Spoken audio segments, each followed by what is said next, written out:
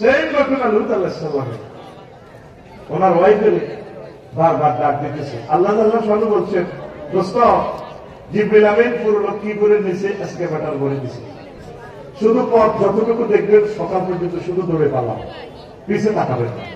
উনি বারবার নিজের ওয়াইফের পিঙ্কুরে ডাকবে, পিঙ্কু আইও না, আমার লগে আইও। ডাইরেক্ট মোবাইলটা বেজে উঠলো, লুত ঘটনা খেলাও নেই। আল্লাহ নিজের ওয়াইফ মায়া লাগে, ওয়াইফ হেঁটে ডাকায়, হেঁটে সন্ত্রাসীর লোকে হাত একামত দিনের বিরোধিতা করত,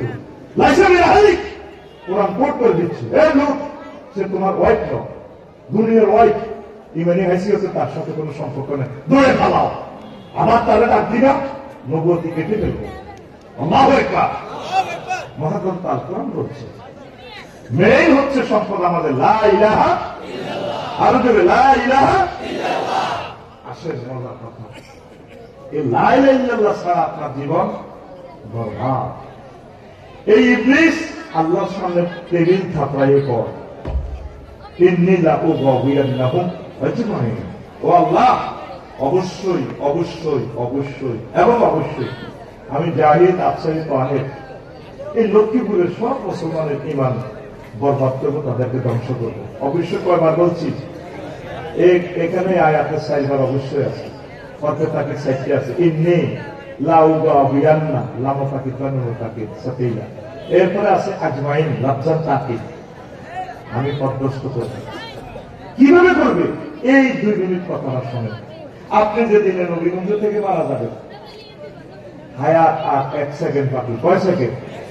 10 বছর প্যারালাইসিসে ছিলেন, রোড অ্যাক্সিডেন্ট করছেন জালাল বাজার, কোনো আপনার মাথার মগজ শেষ করে দিয়েছে, 1 সেকেন্ড বাকি এসে জিব্বাটা লড়ে।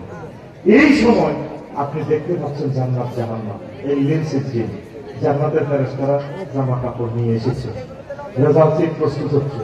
এই সময় ইবলিস আপনার ঈমান নিয়ে যাবে, আপনার নামাজ রোজা হজ যাকাতের দিকে তাকাবে না। কিভাবে দিবে? সে শুরু করবে সাকরাতুল মউতের সময়।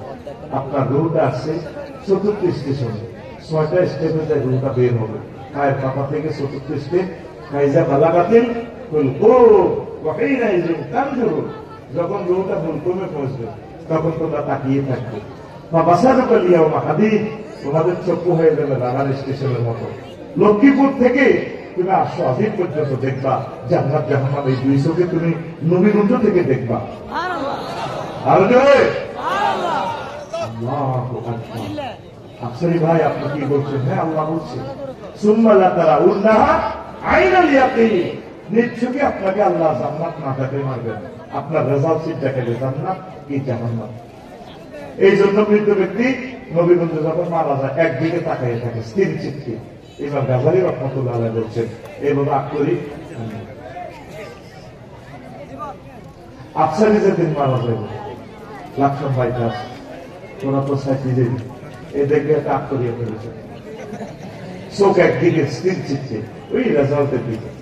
এই সময় ইবলিস আপনার ঈমানটা নেওয়ার জন্য প্রাণপণ চেষ্টা করবে। সাকরাতুল মউত যখন চলে, ইম্পর্টেন্ট সময়, ইবলিস আসবে কবর থেকে আপনার আব্বা আম্মা শুরু করে আসবে, আসি আপনার তো কিন্তু আপনার কষ্ট হয়, মাগো মা মরে যেতেছি তো, মাগো মরে যাই তো ভয় কিন্তু 1 সেকেন্ড আব্বা লা ইলাহা ইল্লাল্লাহ পড়েছি না, বুয়া ইসলাম বুয়া।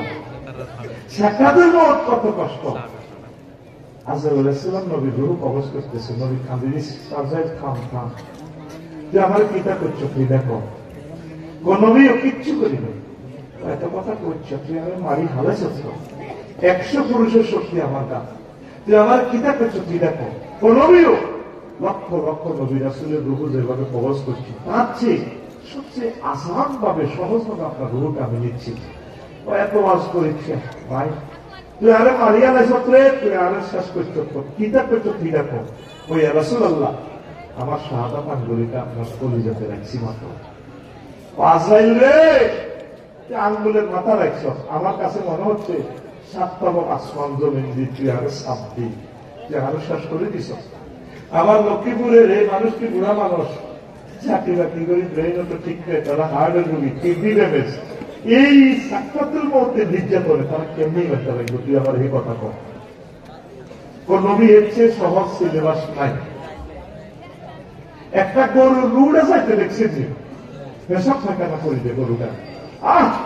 জীবন রে গরুটা লাদি পর্যন্ত দেয়, জীবন কামড় দিয়ে কত কত শিক্ষা এর চেয়ে বেশি কষ্ট রুড়ে যাইতে। এই সময় তুই কেমনি বার্তা রাখবি? এই কথাটা ঢুকে গেল এই বিষয়টা রয়েছে। ইবলিস তো মাছ শুরু করিয়ে, আব্বা তোর কষ্ট হবে মারো, ও মা মরে গেছে তো মা। আব্বা লাই লেন করছে ইসলাম বুয়া, ও মা আপনি কি করবে? মা কবর করেছে তোমার মা চিন্তিত। এই কথাটা সূরা হাশরে আছে, কামাসালি শাইতানি ইয ক্বালা লিল ইনসানি ইকফুর ফালাম্মা কাফারা ক্বালা ইন্নী বারিয়্যুম মিনকা ইন্নী আখাফুল্লাহ রাব্বাল আলামিন। ইবলিসের উদাহরণ হচ্ছে কেমন, সে মানুষের কাছে সুরত ধরে গিয়ে বলে কুফরি করো। যখন মানুষ কুফরি করে, ইবলিসে এবার এই চেহারা পাল্টায় তোরে করলে কষি আর কি আফসারি তুই নামাজ করছিলি মানুষের আদায় করছ, এখন তোর মানে আমি জয় বাংলা করে দিচ্ছি চালা। এরপরে রুহু আসবে ষষ্ঠ স্টেপে, ষষ্ঠ স্টেপে রুহু আসবে নাকে রাখাতাম। তখন আফসারি করবো রব্বির জিহুদ লাআল্লি আমালু সালিহা। জো বাইডেন, ভ্লাদিমির পুতিন, আল্লামা হযরত, ডোনাল্ড ট্রাম্পে ও আল্লাহ রুহটা ফেরত দেন। তখন আল্লাহ জাল্লাহ শাহানু বলবেন না বান্দা আর সুযোগ নেই, এক সেকেন্ড বাস বুঝাতে কতক্ষণ লাগছে।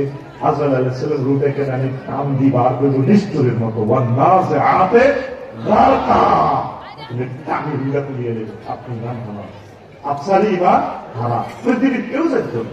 তাহলে এই সময় কেমনি ইমান রাখবে?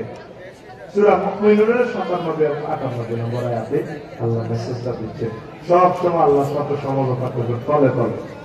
ওয়াকুল রব্বি আউযু বিকা মিন হামাযাতিশ শায়াতিন, ওয়াকুল রব্বি আউযু বিকা মিন আইয়াহযুরুন। ও আল্লাহ, নবী আপনি বলুন আমার রব, আপনি আমাকে ইবলিসের এই সমস্ত ওয়াসওয়াসা থেকে সেভ করবেন।